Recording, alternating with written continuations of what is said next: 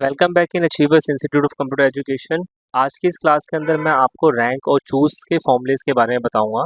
ये जो फॉर्मूलेस हैं बेसिकली काफ़ी इंपॉर्टेंट है, काफ़ी यूज़फुल फॉर्मूलेस होते हैं। कई डाटास के अंदर इसको यूज़ किया जाता है। जैसा कि रैंक आपको नाम से पता लग रहा है, ये क्या करता है कि आपके पास कोई भी डाटा हो, उस डाटा का आपको रैंक निकालना हो। इसको दो तरीके से रैंक निकाल सकते हैं, एक ऑर्डर व एक असेंडिंग ऑर्डर में और दूसरा डिसेंडिंग ऑर्डर में। ठीक है, जैसे फॉर एग्जाम्पल क्या मेरे पास एक यहाँ पे डाटा है जिसमें हमने सेल्स रिपोर्ट टाइप का बनाया गया है। बेसिकली यहाँ पे पर्सन्स के नेम है और यहाँ पे इनके ये प्रोडक्ट्स हैं। ये प्रोडक्ट जो है इतने इतने बेसिकली सेल हुए हैं। टोटल जो प्रोडक्ट्स की सेल है वो ये है।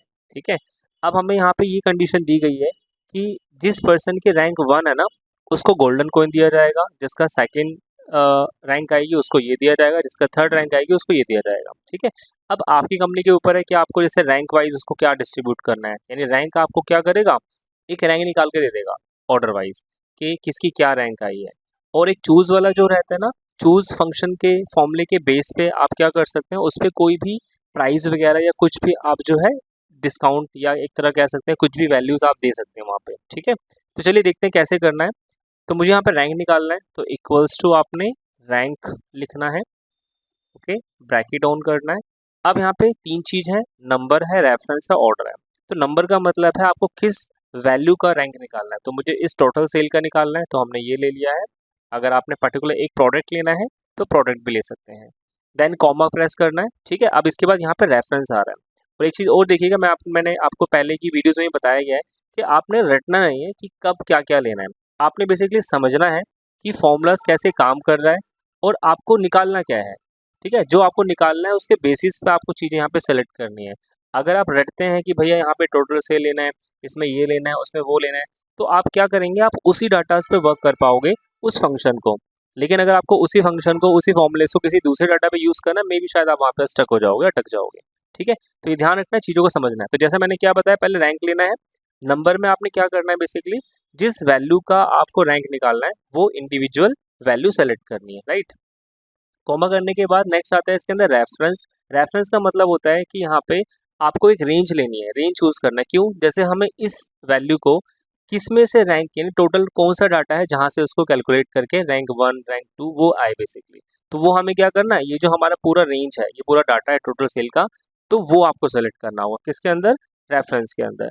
तो कॉमा हमने प्रेस कर ही दिया है, तो आप टोटल सेल को सेलेक्ट कर लीजिए। ठीक है, एंड देन कॉमा प्रेस करेंगे। फिर यहाँ पे ऑर्डर पूछ रहा है कि आपको रैंक जो निकालना है वो असेंडिंग वाइज आए या डिसेंडिंग वाइज आए। ठीक है, असेंडिंग का मतलब होता है कि आपका लाइक जीरो से बढ़ती हुई वैल्यू, यानी जीरो से लाइक 0 to 10 टाइप का हो जाएगा।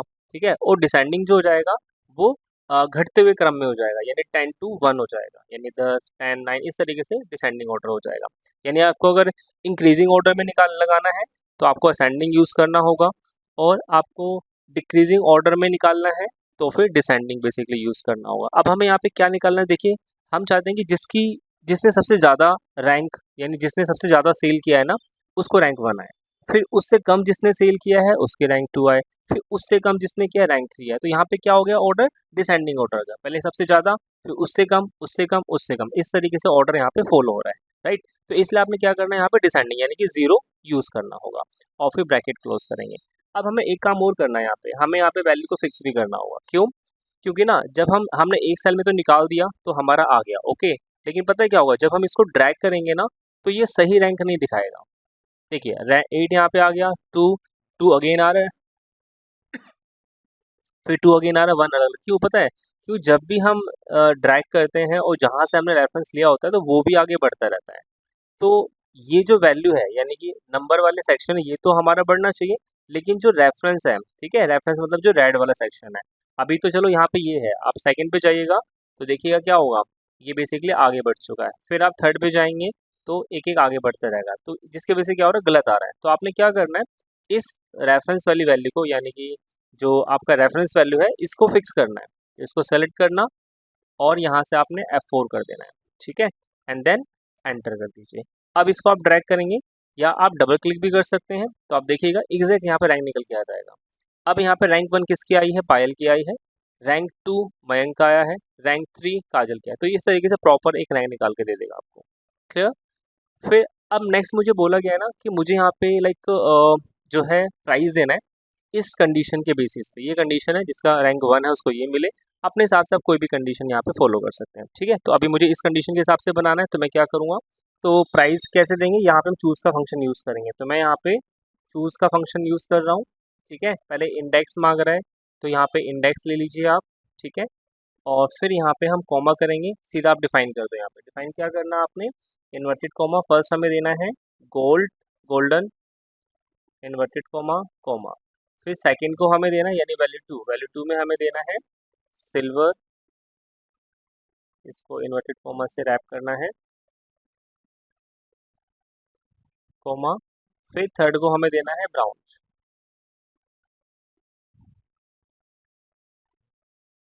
इन्वर्टेड कॉमा, स्टार्टिंग में भी इन्वर्टेड कॉमा लगा दीजिए और लास्ट में ब्रैकेट क्लोज कर दो आप।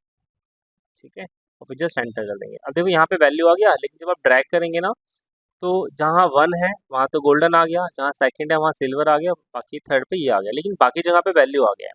ठीक है, वो इसलिए क्योंकि हमने यहाँ पे ना सिर्फ 3 ही चीज़ डिफाइन की है। ठीक है, अब अगर काफ़ी सारा डाटा होगा, आप ऐसे लगाते रहेंगे, लाइक अभी आगे आपको डिफाइन करना होगा तो कॉमा कर करके फिर आप नन दे सकते हैं। लेकिन मैं आपको शॉर्टकट तरीका बताऊंगा, एक और तरीका, एक और मेथड इसको लगाने का, तो इसको इफ़ के साथ आप यूज़ कर सकते हैं। एक मेथड तो ये हो गया बेसिकली। ठीक है, आप सेकंड मेथड आप इसको ऐसे यूज़ कर सकते हैं। हम यहाँ पे इफ़ का फंक्शन यूज़ करेंगे, इफ़ के साथ में चूज़ को यूज़ करेंगे। सो इफ़ यहाँ पे ले लोगे logic this one equals to और लेस देन 3 तक हो, यानी 3 तक को हमें देना है, तो हमने 3 तक लिख दिया, कॉमा। ठीक है, तो अब यहाँ वैल्यू इफ ट्रू में हम क्या करेंगे, एक चूज़ का फंक्शन यूज़ कर लेंगे, वही चूज़ वाला सेम, ये यूज़ कर लीजिए। चूज़ करने के बाद फिर आप यहाँ पे डिफाइन करेंगे कि वापस इंडेक्स नंबर में रैंक लोगे। ठीक है, कॉमा, फिर यहाँ पे आपने वही वैल्यू 2 3 में जो हमने वहाँ पे लिखा सेम वैसे लिख देना है। इसको हमें देना है गोल्डन, फिर सेकंड को हमें देना है सिल्वर, फिर थर्ड को हमें देना है ब्राउन। क्लोज कर दो। ठीक है, bracket close, comma.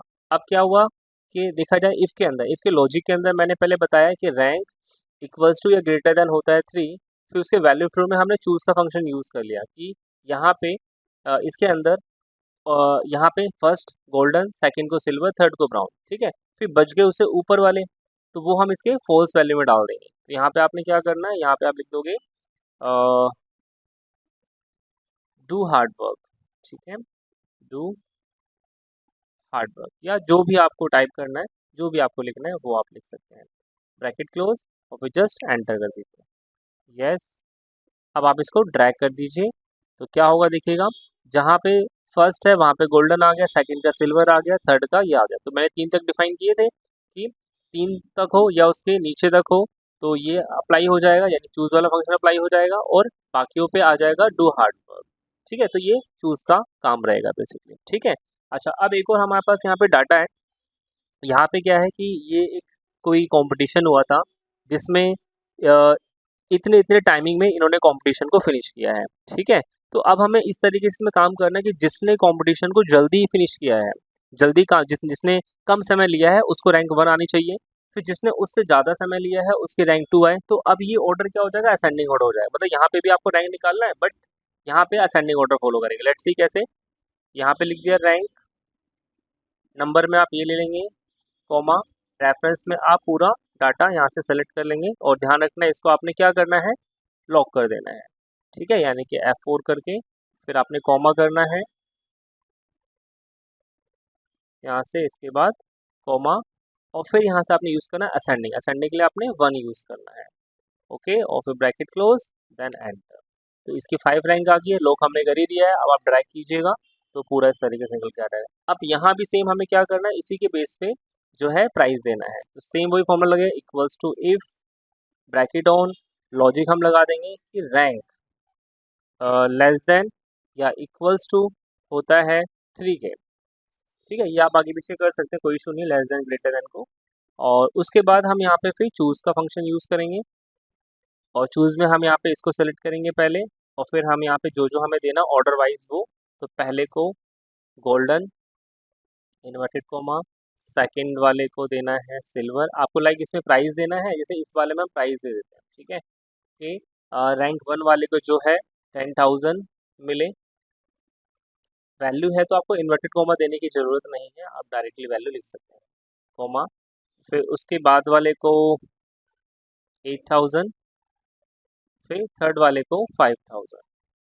Okay, bracket close choose का। अब इसके बाद जो बच जाएंगे उनको कॉमा लगा के अपने वैल्यू फॉल्स में डाल देना है। Try again, try again.